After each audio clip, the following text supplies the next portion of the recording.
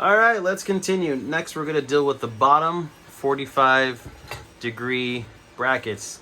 These are the most cumbersome, I think that's the word for hard, or complex, parts that you have on the printer. And the reason why is because there's just so many tightening points. I think there's 8 tightening points.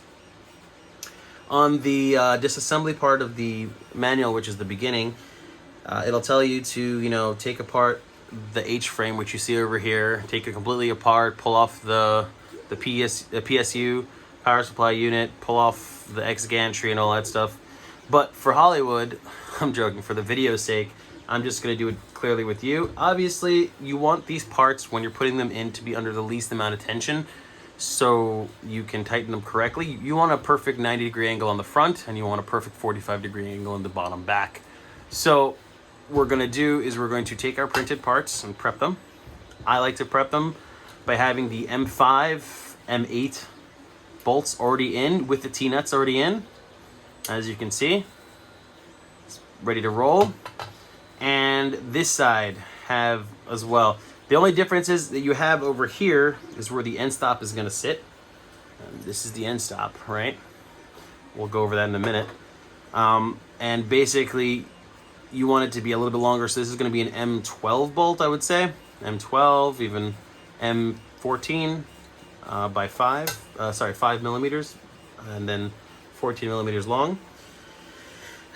Okay, so what you're going to do is you're going to take the two 2040 extrusions. I know in the assembly guide it says to leave the Z rod. Oh, now it's a Z rod, but it will be the Y rod. The rod with the lead screw, and the stepper together. Obviously, for the video, I want you to see what's going on, so I'm not going to leave it on, and I'm making sure also if you want to have, it's an extra step, but if you want it to be, safer, take it off.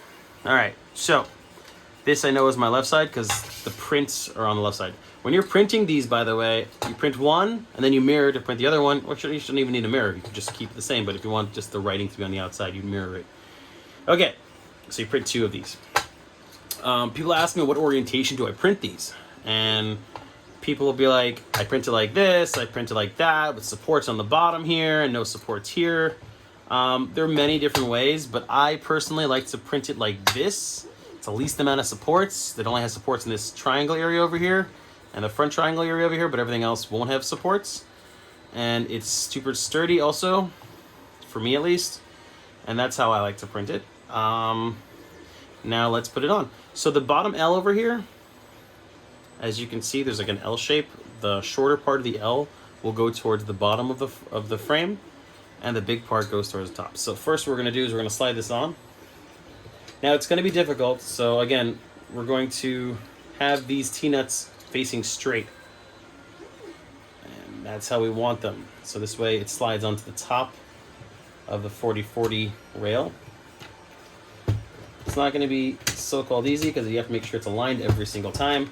And I'm never that lucky to make sure all the T-nuts are done right. Okay, here we go. There we go. 1, 2.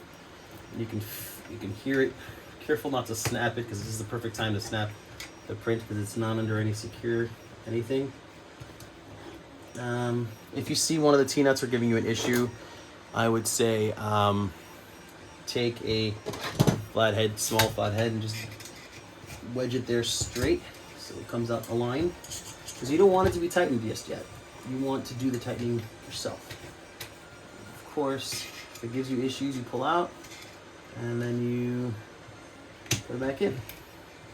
And of course, I take out one side, the other side comes undone.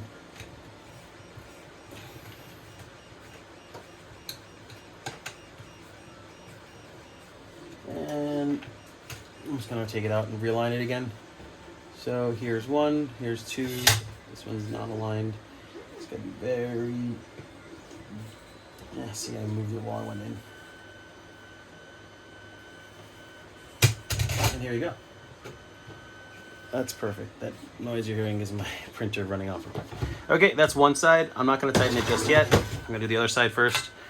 Here we go. 1, 2, 3. is the bottom side, writing on the outside. Well, I put the writing on everything. I branded everything, so to speak. And that's because I have people that take these designs and then say, oh, this is my design. I made it myself. And I'm like, that's not fair.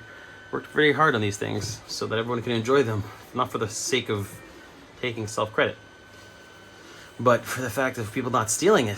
It's the only way I can so-called not. I know people can take off the branding, but you know, it is what it is. Okay, great. So you're gonna line up the brackets over here flush with the back, and that's gonna be perfect. And that's you want to be perfect.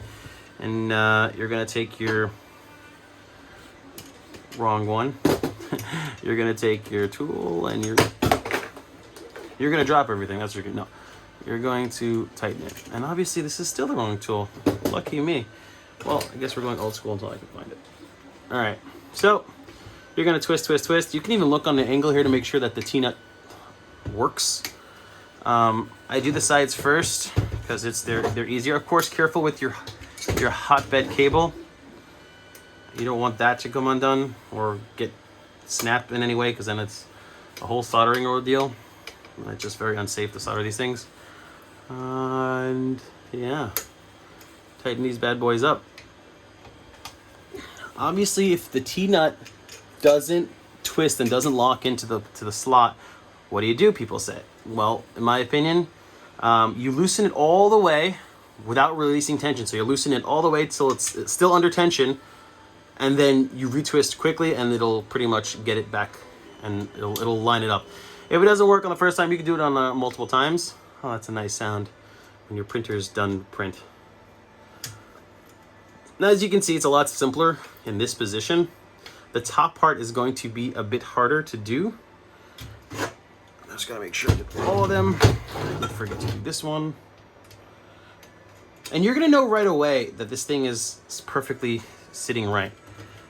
And that's exactly what I'm seeing here. See, this is not flushed, and that'll definitely mess up your angle. And as you see, both sides aren't flushed. That sucks. I'm gonna undo it.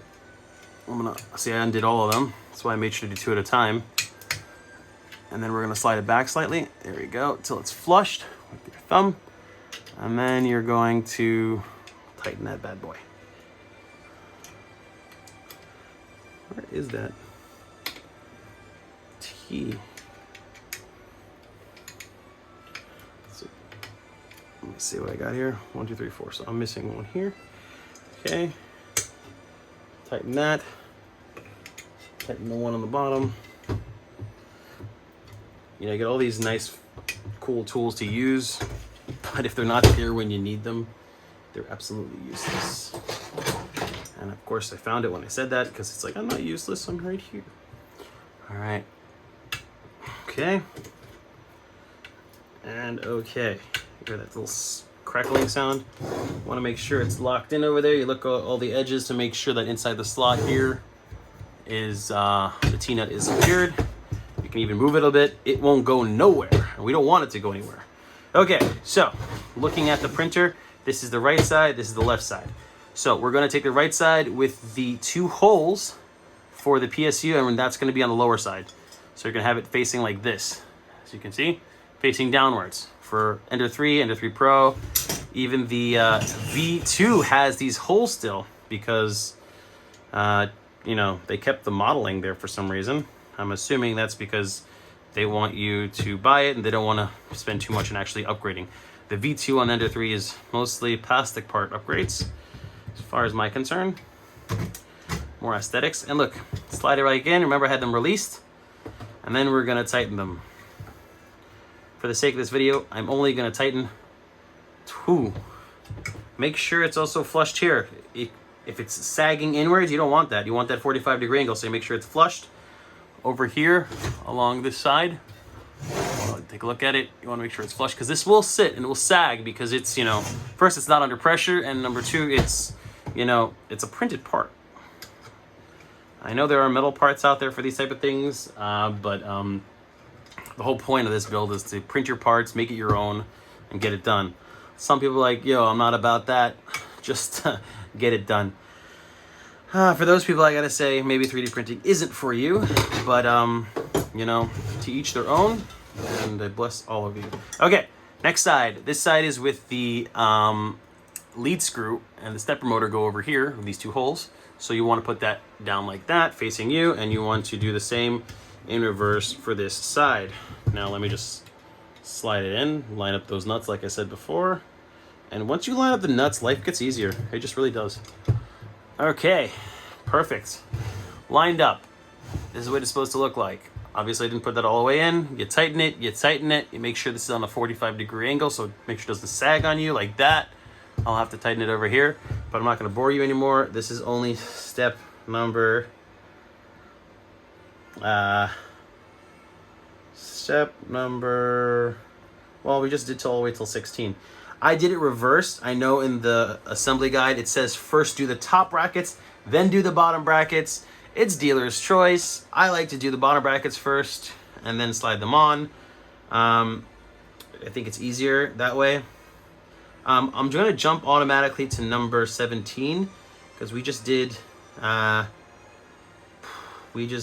13, 14, 15, and 16. Okay, now to number what is it? Here we go. Number 17. 17 again. Okay. Okay, great. So this bolt is already in. Let me take this out just for showing you. And what we're going to do here is we're going to, when it's already in and secure, you're going to only loosen this one. It's one bolt and one T-nut. You don't have to loosen it all the way, but you can. Actually, you're going to have to. Most likely the T-nut will stay inside, so don't worry about that, inside the slot that is. So what you're going to do is you're going to take this assembly. Now, you already have this printed part. This printed part is the Y end stop. You have the two bolts from the previous Y end stop. You need this one because this one is longer. And so when this does what it does, you're going to attach it here, and you're going to attach it in here. Now you're going to have this little line over here, this shelf, we'll call it. That is going to sit flush here. That's kind of your slider. That's going to help you go up and down without moving about. So you're going to put it up and down. It's adjustable for that reason up here. So you're going to just take your M5 by 12 bolt, and you're going to pass it through.